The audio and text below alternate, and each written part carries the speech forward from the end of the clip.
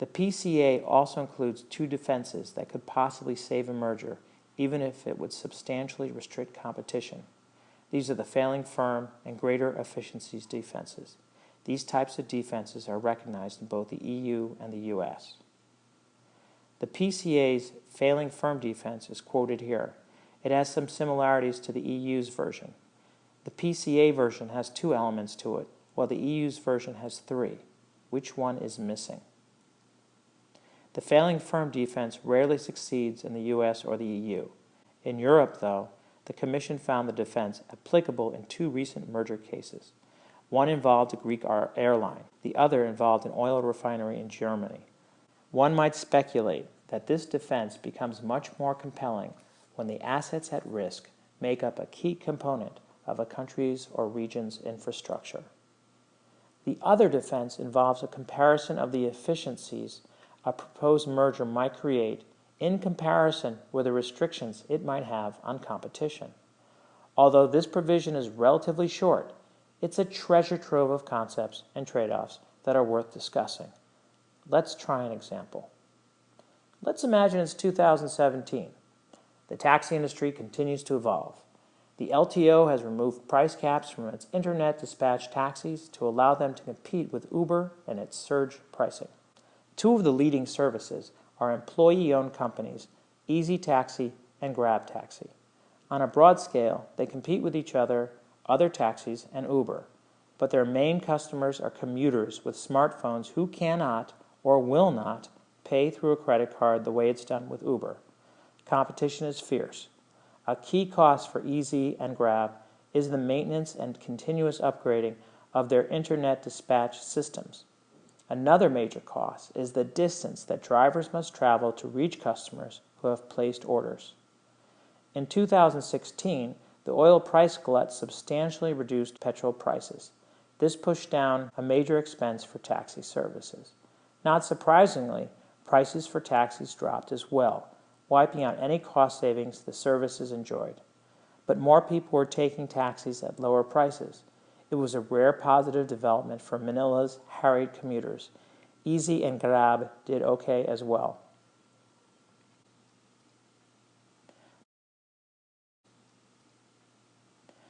Eventually, though, the glut subsided.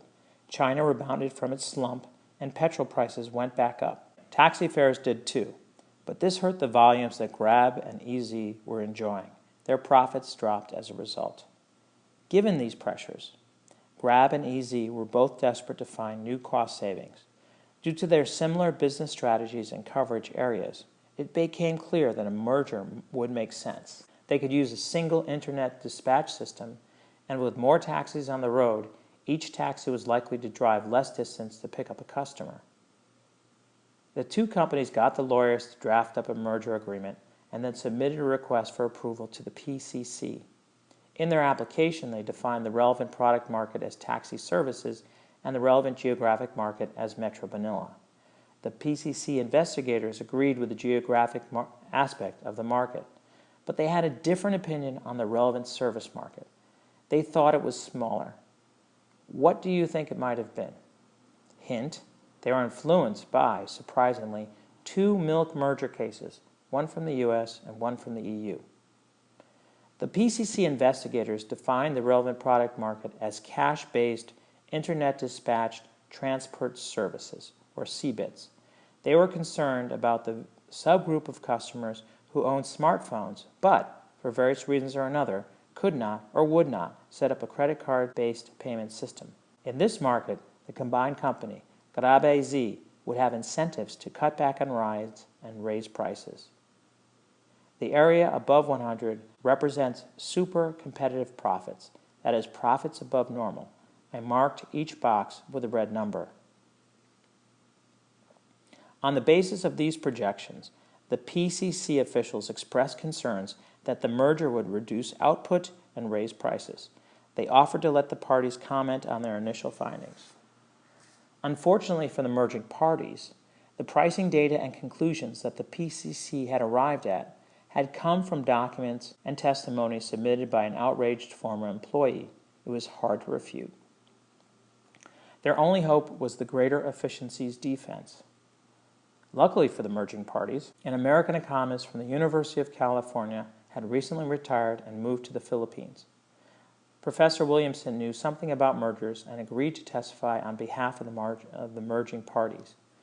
Given the importance of this issue, the Commission agreed to forego testimony by affidavit and let Professor Williamson give the testimony live, both on direct and cross. Professor Williamson acknowledged that GrabAZ in this market would have incentives to cut back on rides in order to focus on customers willing to pay a higher price. This would cause deadweight loss. As a result of the merger, fewer customers would use this particular taxi service. But, he noted, the merged company would be more efficient than if the two stayed separate. Indeed, this was true. The PCA agreed that GrabAZ would be able to use and maintain a single dispatch system, and their drivers could get customers by driving less distance. Just like deadweight loss, these savings, or as the professor put it, increased efficiencies, could be both graphed out and calculated. These efficiency gains, in fact, were greater than the deadweight loss. On cross-examination, the lawyer for the PCC questioned Professor Williamson about consumer surplus. Wasn't that being lost? And moreover, wasn't GrabAZ trying to grab that surplus for itself? Professor Williamson acknowledged that consumer surplus had shrunk to a much smaller size. Part of it was lost due to fewer transactions, and another part was, indeed, being transferred to the employee owners of GrabAZ. I know you have your Nobel Prize to be proud of, the PCC attorney exclaimed, but are you not condoning theft from the people? Professor Williamson retained his composure. Well, it depends on who the people are. Certainly, the hard-working drivers of Grab and Eze are people. They've figured out a way to make their operations more efficient. This benefits everyone. Shouldn't they be rewarded for their innovation? And when I read Section 21A, I didn't see any reference to consumer welfare. The hearing officer gently reminded Professor Williamson that, Nobel Prize or not, the practice of law was reserved to Philippine lawyers, who would decide what Section 21B actually meant. He then thanked the professor for his time and adjourned the hearing. Outside the hearing room, the attorneys debated the meaning of Section 21B.